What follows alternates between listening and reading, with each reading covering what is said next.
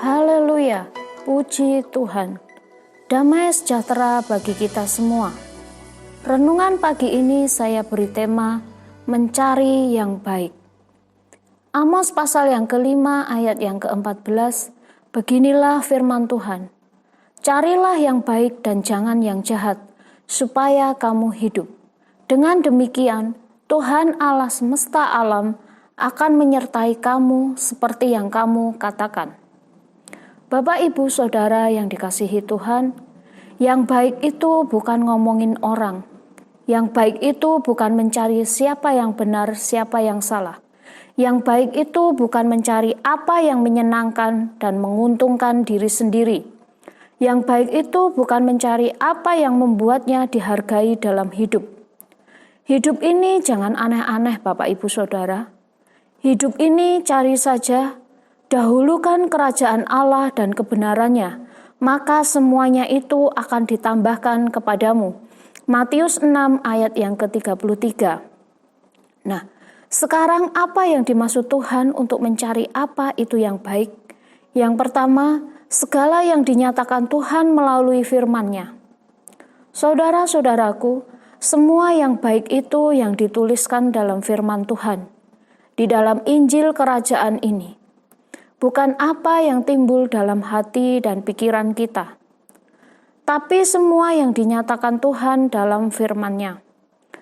Belajarlah sabar, belajarlah mengampuni, belajarlah mendoakan, belajar memberkati, belajar merendahkan diri. Kalau kita melakukan yang baik, kita melakukan firman Tuhan. Matius 24 ayat yang ke-35. Firman Tuhan berkata, langit dan bumi boleh lenyap, tetapi firman-Ku tinggal tetap untuk selamanya. Amin. Apa yang dimaksud carilah yang baik? Yang kedua yaitu, yang menjadi berkat dan memberi pertolongan bagi orang lain. Itu baik buat kita. Filipi 2 ayat yang ke-15. Firman Tuhan berkata, supaya kamu bersinar di angkatan yang bengkok dan sesat. Alkitab jelas berkata, dunia ini sedang lenyap dengan segala keinginannya. Nah, saudara-saudaraku, hidup Kristen harus jadi berkat. Kalau kita yang sudah percaya Yesus, kalau kita yang sudah pegang Alkitab, tidak bisa menjadi contoh, tidak bisa menjadi teladan, tidak bisa menjadi berkat, dunia meski melihat siapa. Dunia ini Alkitab bilang apa? Bengkok dan sesat. Kalau hidup kita tidak bisa menjadi contoh, tidak bisa menjadi berkat, kalau cuma ngomong saja, semua orang bisa ya Bapak Ibu Saudara. Tapi pelaku firman dalam Matius 7 ayat yang ke-26 bilang apa? Tetapi orang yang mendengar perkataanku dan tidak melakukannya, ia sama dengan orang bodoh. Jadi orang bodoh bukan orang yang tidak masuk gereja, tapi orang bodoh adalah orang yang mendengar firman Tuhan dan tidak melakukannya. Jadi hidupnya berpusat pada diri sendiri. Yang penting dia seneng, dia untung, itu yang dia lakukan.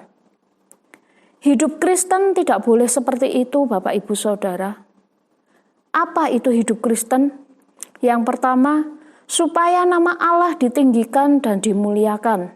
Yang kedua, supaya orang lain dapat tertolong. Yang ketiga, supaya kerajaan surga dapat diluaskan. Yang keempat, supaya damai sejahtera Kristus turun di tengah-tengah kita. Makanya, doa Bapa kami berkata, Bapa kami yang di dalam surga, dikuduskanlah namamu, datanglah kerajaanmu. Jadi, siapa yang harus membawa kerajaan surga turun? Kita, saya dan saudara. Amin. Lewat apa? Lewat kesaksian hidup kita. Kita bawa damai, kita bawa sukacita, kita bawa pengharapan, kita bawa kekuatan, itu yang kita lakukan. Apa itu yang dimaksud carilah yang baik? Yang ketiga, yang membuat kedagingan kita disalibkan bersama Kristus. Kadang musuh terbesar kita bukan setan, tetapi kedagingan kita. Sebab setan di bawah telapak kaki orang percaya. Yesus bilang apa? Dalam Lukas 14 ayat yang ke-27, "Kalau kamu mau ikut aku, sangkal diri dan pikul salib." Segala sesuatu yang membuat kita semakin berkurang supaya Yesus makin ditinggikan adalah baik buat kita. Bapak, Ibu, saudara-saudaraku, kadangkala sesuatu yang pahit Tuhan izinkan terjadi dalam hidup kita, dalam rumah tangga kita, dalam usaha kita, sebagai bagian dari menyalibkan daging.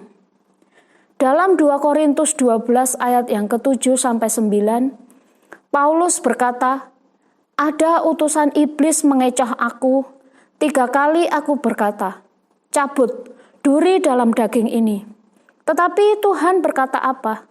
'Cukup sudah, kasih karuniaku bagimu. Dalam kelemahanmu lah kuasaku menjadi sempurna.'" Daging harus disalibkan supaya roh semakin dimuliakan. Apa itu? Carilah yang baik. Yang keempat, segala sesuatu yang menghadirkan perubahan-perubahan yang signifikan dalam hidup kita. Kekristenan tanpa perubahan adalah kemunafikan.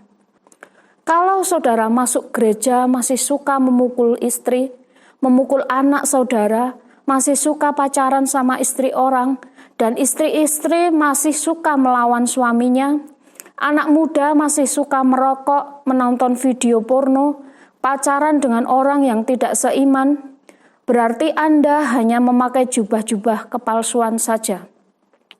Yang terakhir, apa itu yang dimaksud carilah yang baik? Yang kelima, yang menuntun kita pada kesadaran bahwa semua yang kita punya datangnya dari Tuhan. 1 Tawarikh 29 ayat 11-12.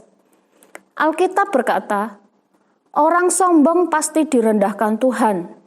Ingat, segala sesuatu yang kita punya datangnya dari Tuhan. Kalau kita hidup karena Tuhan, enak saudara-saudara. Makanya firman Tuhan hari ini berkata apa? Carilah yang baik supaya kamu hidup. Semakin kita menjadi sombong, semakin kita merasa berjasa, hidup semakin terasa berat buat kita. Tetapi semakin kita tahu kalau semua itu datangnya dari Tuhan, membuat kita menjadi orang yang tidak pernah gentar. Amin. Kenapa Daud tidak takut menghadapi Goliat? Di dalam 1 Samuel 17 ayat yang ke-45, Daud bilang begini, "Engkau boleh mendatangi aku dengan pedang, tombak, dan lembing. Tapi aku mendatangi kamu dengan nama Tuhan semesta alam." Dengan lain kata, Daud berkata, "Aku memang tidak punya banyak, tapi aku punya Tuhan dalam hidupku." Saudara-saudaraku, semua yang kita punya datangnya dari Tuhan. Mazmur 34 ayat 11 berkata, "Singa-singa muda merana kelaparan, namun orang yang mengandalkan Tuhan tidak pernah kekurangan suatu yang baik." Amin. Tuhan Yesus memberkati. Mari kita berdoa. Bapa dalam surga, hamba-Mu sudah selesai berkata-kata, Roh Kudus yang ambil alih. Tanamkan firman ini lebih dalam lagi. Hanya di dalam nama Tuhan Yesus Kristus, kami sudah berdoa dan mengucap syukur. Haleluya. Amin.